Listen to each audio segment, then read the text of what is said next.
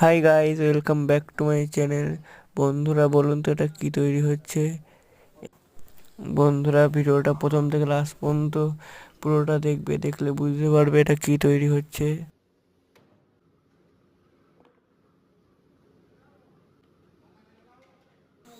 আর এই খাবার যদি আপনারা কখনো খেয়ে থাকেন তাহলে নিশ্চয়ই কমেন্টে লিখবেন বন্ধুরা। আর এটা কি তৈরি হচ্ছে সেটা লিখতে ভুলবেন না।